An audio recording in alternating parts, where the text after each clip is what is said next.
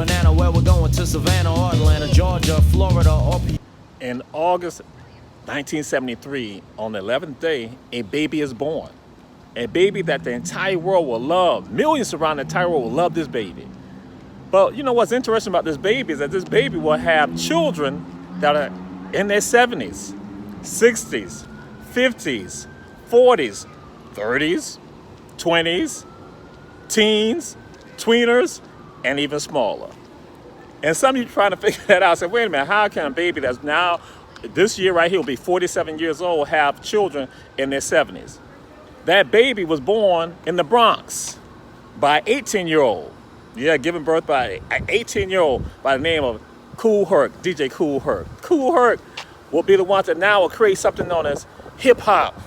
Yeah, that's when hip-hop is born. Millions around the world love hip-hop. Yes, yes, yes, yes. Oh, excuse me, I gotta throw this out there.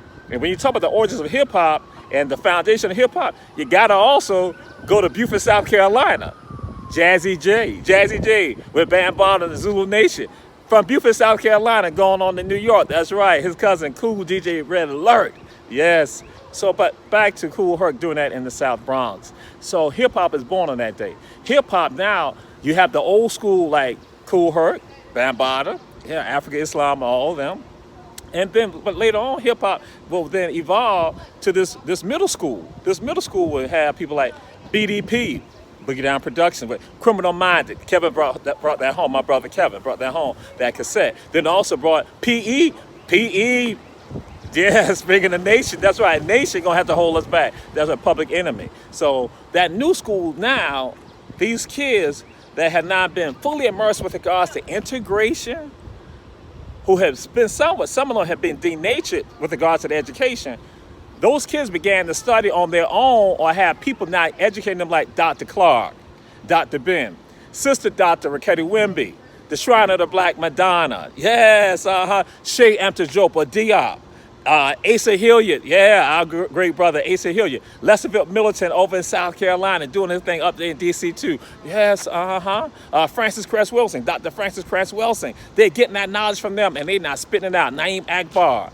They're not getting African-centeredness. Yeah, they understand the power of Africa. These children who integration was now trying to minimize their stories, their blackness, they now on their own began to do independent learning and reading the books of Dr. Ben and all of them. And they began now to meld that together with regards to their consciousness, being African-centered. Oh, I haven't forgotten, because when y'all talk about cipher, talking about peace, you know where that comes from, right? Yeah, people say hip-hop, rap, all. No, you know where that comes from, right? The foundation is tied to the teachers of the Honorable Elijah Muhammad. That's right, the Nation of Islam. In addition, the 5% Nation. Pudding, that's right, pudding, and justice, that's right, the 5% Nation. So now people are hearing that. They're talking about the cipher. They're not talking about, again, the duty of a civilized man or woman is to teach civilization to the uncivilized. And they're not putting it out on wax. They're not spitting it out. And so what people begin to realize, that now hip-hop becomes a tool to change minds for the better. Change minds to uplift the black man and the black woman and to help educate Caucasians and Asians and Latinos and Native people on the power of African people, our foundation properly. Now, there's another side to hip-hop too that occurs during this middle school time period. Middle school time period, some of them are not saying, oh, because some of them have been influenced by experience too called the Black Panther Party. But what happens, when they start spitting some of this out, they're not spitting out some stuff that they say F the police.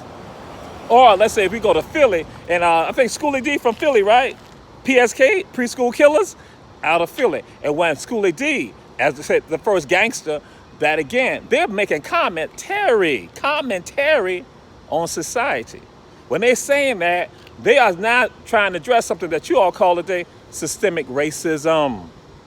Oh, y'all didn't realize that? Me and my brother, Jabril Sankofa, we discussed that. That we understand. They are not hitting systemic racism. That's what these young brothers and sisters of the middle school, that's what they're not taking from the joy and the partying solely.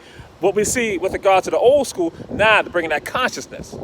But there are some people that is when you don't control your product, you don't control your story, they'll get it and they'll twist it. So then they want to have one thing only focused on by us. Criminality. Now understand that hip hop represented liberation. Oh no, they knew hip hop represented liberation for us. That was a power that could change us today. So yeah, what's going to happen on this Friday, July 3rd, the day before 4th of July? We are going to address hip hop and liberation. Coastal Georgia Minority Chamber of Commerce, we're going to be doing our Zoom summit with regards to that. We're going to have some hip hop artists that engage in what is positive, that I know because they have a philosophy of life that engenders that same spirit of the middle school for liberation. Because see, hip hop can change us because, as I shared, hip hop was addressing systemic racism back in the day. I ain't gonna talk about Paris and all of them too. Yeah, we know that. X-Clan, I can get into all that, but that's what they were doing.